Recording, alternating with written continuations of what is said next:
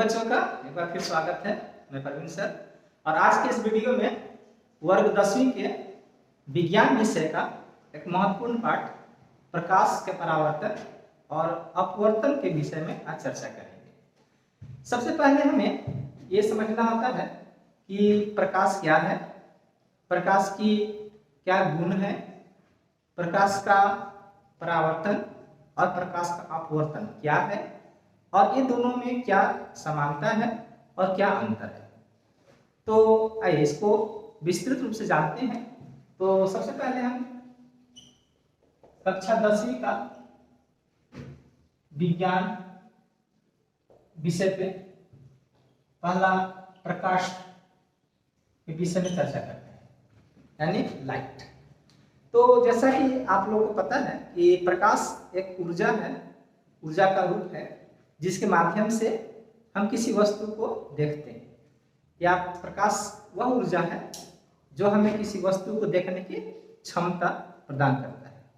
कोई भी वस्तु को हम तभी देख पाते हैं जब प्रकाश की किरणें उस वस्तु के सतह से टकरा के हमारी आंखों तक न पहुंचे, तभी वो वस्तु हम प्रकाश के माध्यम से सहायता से देख पाएंगे। तो प्रकाश अगर ये एक कोई सोर्स है प्रकाश का और यहाँ पे कोई एक वस्तु है और यहाँ पे अगर हम हैं तो यानी हमारी आंख है, तो प्रकाश स्रोत से ये पहले किरणें यहाँ जाएगी और इसे टकराने के बाद हमारी आंखों पर जब प्रवेश करेगी, आंखों में आएगी, तभी ये वस्तु हमें दिखाई पड़ेगा। इसीलिए किसी भी वस्तु को देखने के लिए दो चीजें महत्वपूर्ण हैं, प्रकाश का होना और उस वस्तु से प्रकाश का किरणों को टकरा के हमारी आंखों तक आना। ये दो चीजें होनी चाहिए, तभी हम उस वस्तु को देख पाते हैं या कहें कि वो वस्तु देखने योग्य होती है। अब हमारा प्रकाश का क्या विशेषता है? प्रकाश जैसा कि एक ऊर्जा का रूप है जो तरंग के रूप में वह सूर्य से पृथ्वी तक आती है। सूर्य के प्रकाश के बारे में अगर बात करें तो प्रकाश निर्वात में सबसे अधिकतम चाल 3 गुने 10⁸ मीटर पर सेकेंड, यानी इसको हम साधारण भाषा में 3 लाख किलोमीटर प्रति सेकेंड के गति से यह चलती है, जो सभी के वेग से सबसे अधिक है। इसलिए कहा जाता है कि इस ब्रह्मांड में प्रकाश की चाल सभी वस्तुओं से अलग है, अधिक है। अगर यह प्रकाश किसी पारदर्शी माध्यम जैसे हवा, पानी या कांच में प्रवेश करती है तो इस प्रकाश की गति इससे कम हो जाती है। ध्यान दीजिएगा कि प्रकाश का चाल इससे अधिक नहीं हो सकता है, जब भी होगा तो प्रकाश की चाल इससे कम ही आता जाता है। यह हमारा प्रकाश की विशेषता बताता है। आगे प्रकाश के परावर्तन के विषय में बात करते हैं, यानी रिफ्लेक्शन ऑफ लाइट। कोई भी चिकनी परावर्तक सतह जैसे दर्पण एक बहुत अच्छा परावर्तक सतह का उदाहरण है। इसका एक भाग चमकीला होता है और दूसरा भाग खुरदरा होता है। तो चमकीले सतह को हम लोग परावर्तक सतह कहते हैं। प्रकाश की किरणें जब किसी चिकनी सतह से पे आती है और टकरा के दूसरी दिशा में चले जाती है, तो इसे हम लोग इस घटना को प्रकाश का परावर्तन कहते हैं। प्रकाश के परावर्तन में 3 चीजें होती हैं। जो प्रकाश की किरणें आती है इसको आपतित किरण यानी इंसिडेंट लाइट, जो टकरा के चली जाती है इसको परावर्तित किरण यानी रिफ्लेक्टेड लाइट, और एक हम लोग इस चिकनी सतह के लंबवत एक लंब खींचते हैं जो ठीक उसी बिंदु पर मिलती है जिस बिंदु पर आपतित किरण आकर मिली। तो इसको हम लोग अभिलंब यानी नॉर्मल एम कहते हैं। ये हमारा प्रकाश का परावर्तन का परिभाषा है। अब इसके उदाहरण में कहां-कहां दिखाई देते हैं, कहां-कहां हम प्रकाश के परावर्तन को देख पाते हैं। तो कोई भी वस्तु को आप देखते हैं तो परावर्तन के कारण ही देखते हैं। अगर उस वस्तु के सतह से प्रकाश की किरणें अगर टकरा के वापस नहीं आएगी तो आप उस वस्तु को नहीं देख पाएंगे। इसीलिए किसी वस्तु को देखना का एक प्रमुख कारण है परावर्तन। परावर्तन के कारण ही वस्तु में दिखाई पड़ती है।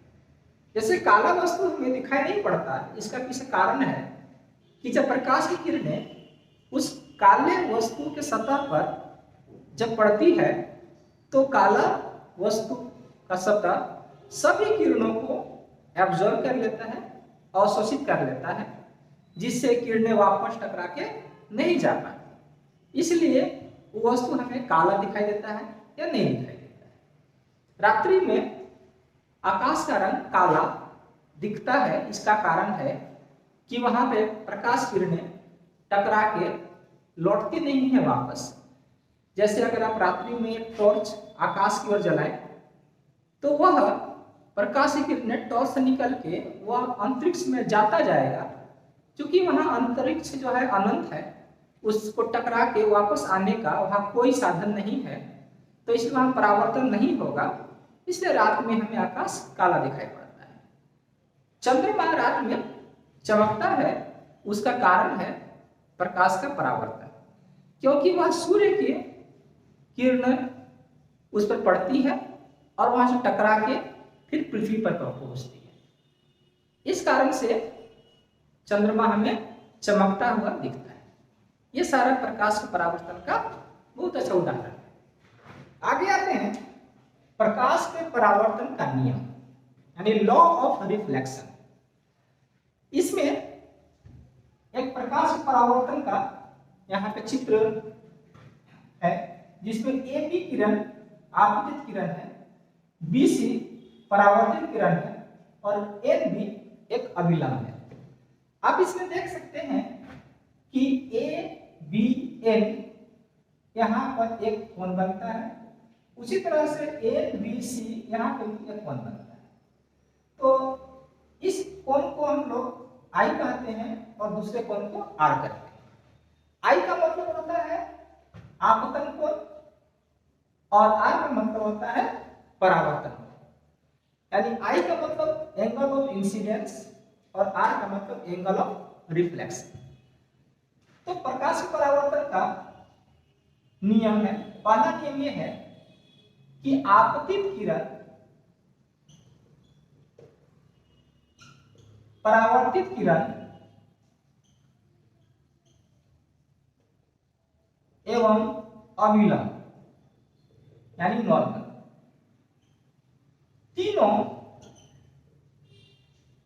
तीनों क्या होते हैं, एक ही तल के एक ही बिंदु पर होते हैं।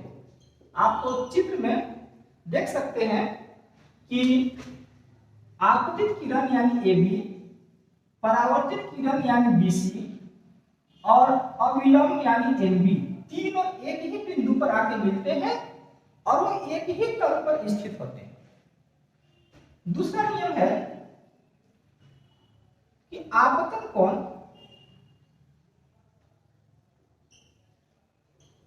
परावर्तन कोण के ठीक बराबर होता है, यानी कोण I बराबर कोण R।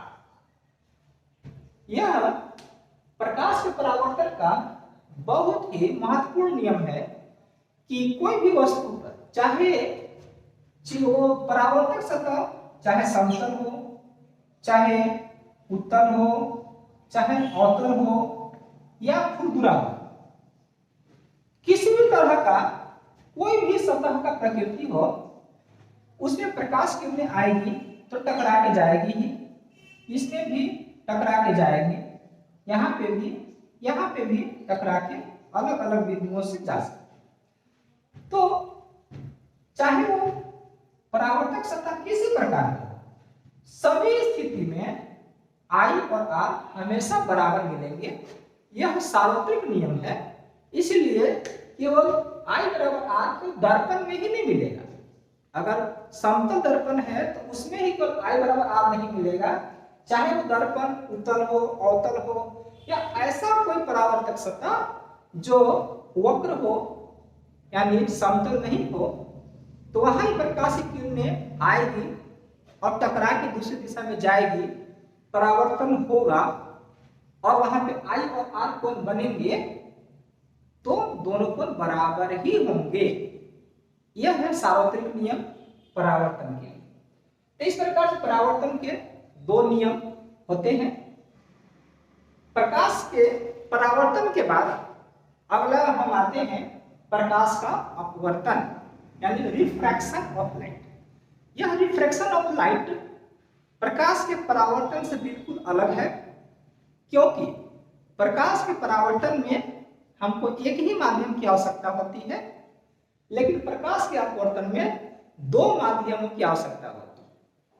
यानी एक माध्यम से प्रकाश किरणें आएगी और दूसरी माध्यम में प्रवेश करेगी। तो जैसे ये हुआ हमारा पहला माध्यम और ये हुआ दूसरा माध्यम, यह बीच में दोनों माध्यमों के बीच एक विभाजक रेखा है जिसको इंटरफेस कहते हैं, और यह प्रकाश किरणें पहले माध्यम में, यानी याद रखिएगा कि प्रकाश की किरणें जब एक माध्यम में होती है तो उसकी दिशा सीधी होती है, यानी वह जिस दिशा से आती है उसी दिशा में आगे बढ़ेगी। कब? जब उसका एक ही माध्यम में गमन हो तब। लेकिन जैसे ही यह दूसरे माध्यम में प्रवेश करेगी, चाहे दूसरा माध्यम कुछ भी हो सकता है, यानी ऐसा पारदर्शक माध्यम जिसको ऑप्टिकल मीडियम कहते हैं, जिसमें प्रकाश की किरणें गमन कर सके। हम लोग प्रकाश का माध्यम ऐसा नहीं ले लें जिसमें प्रकाश गमन करे ही नहीं, तो इसके लिए हम लोग कोई माध्यम लेंगे तो वह पारदर्शी माध्यम होना चाहिए, जैसे हवा, जल, कांच, तेल, डायमंड। इस प्रकार से इस सब को हम लोग बोलते हैं पारदर्शी माध्यम। तो दूसरा माध्यम क्या होना चाहिए? पारदर्शी ही होना चाहिए। तो जैसे वह दूसरी माध्यम में प्रकाश की किरणें प्रवेश करेगी, तो अब इसका जो मूल पथ यानी ये जो मूल पथ है, अब यह मूल पथ में वो नहीं जाएगी। अब इसका या तो इधर चली जाएगी अथवा इधर चली जाएगी, ये दोनों में से कोई एक रास्ता वो अपनाएगी, लेकिन वह अपने मूल पथ में कभी नहीं जाएगी। तो इसे कहते हैं अपनी दिशा से विचलित होना। इसी को हम लोग प्रकाश का अपवर्तन कहते हैं। यानी अब समझ में आ रहा होगा कि प्रकाश की किरणें जब एक माध्यम से दूसरे माध्यम में प्रवेश करती है तो उसका अपना दिशा बदल जाता है, और इस दिशा बदलने से उसका वेग भी बदल जाता है। प्रकाश के इस घटना को प्रकाश का अपवर्तन कहते हैं। अब प्रकाश के अपवर्तन के बाद हम लोग अपने दैनिक जीवन में कहां-कहां प्रकाश का अपवर्तन के उदाहरण देख सकते हैं, यानी examples of refraction of light.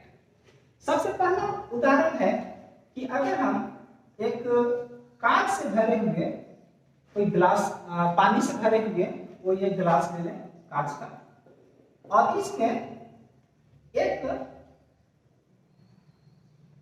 छड़ी, सीधी छड़ी को अगर हम डालें तो जहां तक पानी है यह ऊपर में सीधा चले वो हम जो डालें, लेकिन जैसे ही आप उसको गिलास में डाल देंगे तो अब वो सीधा आपको प्रतीत नहीं होगा, वो थोड़ा मुड़ा हुआ प्रतीत होता है। यह वास्तव में वह मुड़ा हुआ नहीं है। जब इस छड़ी को, लकड़ी को बाहर निकालेंगे तो सीधा ही आपको दिखाई देगा, लेकिन जैसे ही वो पानी में आधा डालेंगे तो जितना भाग वो पानी में डूबा हुआ है उसका दिशा पिछले वाले दिशा से बिल्कुल भिन्न होगा। यहाँ पे कारण है कि जैसे ही वह पानी में चला गया तो पानी में जो भाग डूबा हुआ है उससे प्रकाश की किरणें जब वापस आती है तो यह एक माध्यम, और जैसे ही दूसरी माध्यम में हवा प्रवेश करेगी तो यह मुड़ जाती है। इस प्रकार से प्रकाश के परावर्तन का उदाहरण हम यहाँ पर देख पाते हैं। अगर एक पानी से भरा हुआ कोई बर्तन ले ले, जैसे बाल्टी या गिलास, और उसमें एक सिक्का डाल दें, तो ऐसा करने से क्या होता है कि सिक्का आपको कुछ ऊपर उठा हुआ प्रतीत होता है। वो आभासी ऊंचाई है और यह प्रकाश के अपवर्तन के कारण वो दिखाई पड़ता है। प्रकाश के अपवर्तन का एक और उदाहरण है कि सूर्यास्त या सूर्योदय के समय आपको जो सूर्य का दिखता है लालिमा, यानी जैसे ये पृथ्वी है और यह उसका क्षैतिज है, और सूर्य अभी जस्ट सनराइज कर रहा है, तो यहाँ पे सूर्य अभी है, लेकिन आपको सूर्य कहाँ प्रतीत होगा? यहाँ प्रतीत होगा। आप यहाँ से देखेंगे तो ऐसा इसलिए होता है कि सूर्य के प्रकाश की किरणें जब आती है तो इस प्रकार से ऐसे मुड़ के आती है और हमें देखने का सीधा अनुभव होता है। तो ऐसा लगता है कि सूर्य क्षितिज से ऊपर उठ चुका है, लेकिन वह काल्पनिक सूर्य होता है, जबकि वास्तविक सूर्य अभी क्षितिज से नीचे ही है। सिर्फ उसकी लालिमा, उसकी लाइट प्रकाश बाहर निकल रहा है और यह नकली सूर्य आपको दिखाई पड़ रहा है। यह प्रकाश के अपवर्तन का बहुत अच्छा उदाहरण है। तो ऐसे हम अपने दैनिक जीवन में प्रकाश के अपवर्तन के ढेर उदाहरण हम देख सकते हैं। हम लोग आगे प्रकाश के अपवर्तन उदाहरण के बाद प्रकाश के अपवर्तन का नियम पे बात करते हैं। यह प्रकाश के अपवर्तन का नियम क्या है? तो अभी हम लोग दो माध्यम लेते हैं, माध्यम 1 और माध्यम 2। यहां से प्रकाश की किरणें आती है और एक माध्यम में प्रवेश करती है, और जिस बिंदु पर दोनों माध्यमों का जो विभाजक रेखा है वह जिस बिंदु पर आपतित किरण आकर टकराती है उस बिंदु पर एक लंब हम लोग लेते हैं, और इस किरण का जो अपना मूल पथ है यह है, लेकिन यह अपने मूल पथ में कभी नहीं जाएगी। तो यह क्या होगा? यह अपनी दिशा बदल देगी। इस प्रकार से ए बी आपतित किरण हुआ और बी सी ये अपवर्तित किरण हुआ जो दूसरे माध्यम में गई। यह सी डैश इसका मूल पथ था, लेकिन वह मूल पथ पे अब वो नहीं चलेगी क्योंकि माध्यम बदल गया। मैंने पहले बताया था कि प्रकाश की किरण का माध्यम बदल जाने से वो अपनी दिशा बदल देती है। ऐसा प्रकाश के अपवर्तन के कारण होता है। तो इसमें पहला नियम क्या है? तो प्रकाश का परावर्तन का जो पहला नियम था वही अपवर्तन का पहला नियम है कि आपतित किरण अपवर्तित किरण एवं अविलंब।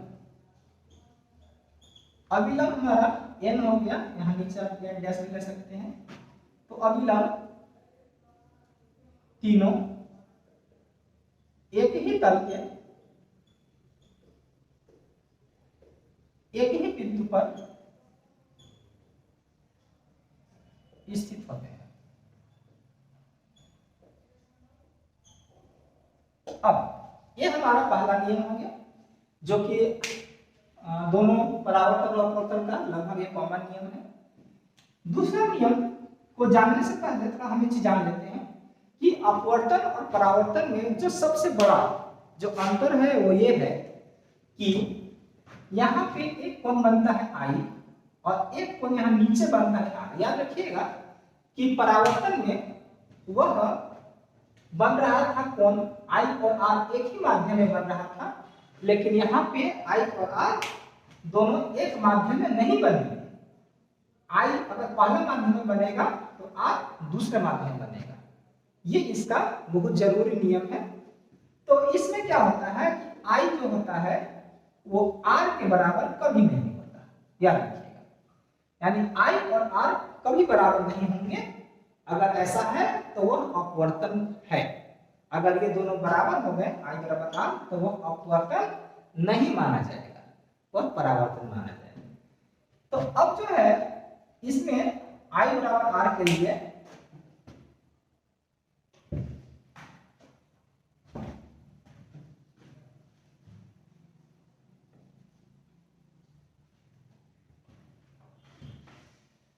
तो इससे संबंधित हमारा दूसरा नियम है कि आपतन कोण, यानी आपतन कोण मतलब आई कि जे आर। जे आर का मतलब होता है साइन थीटा, यानी यहां हमारा आई है तो साइन आई, तथा नीचे वाला कोण को बोलते हैं अपवर्तन कोण। अपवर्तन कोण को हम लोग कहते हैं आर, कोण आर की जे आर, यानी कि साइन आर का अनुपात हमेशा एक स्थिरांक यानी कांस्टेंट यानी नियतांक होता है।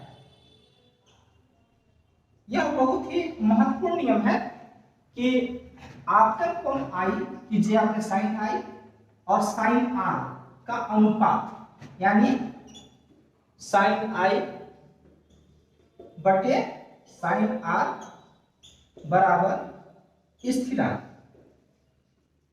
यह स्थिरांक के रूप में हम लोग एक नया शब्द लेते हैं म्यू, और यह म्यू जो है म्यू को हम लोग एक नया नाम से जानते हैं अपवर्तनांक। इसके विषय में हम आगे चर्चा करेंगे। तो ये दोनों का अनुपात हमेशा स्थिरांक होता है, हमेशा नियत होता है, कभी नहीं यह अनुपात बदलता है।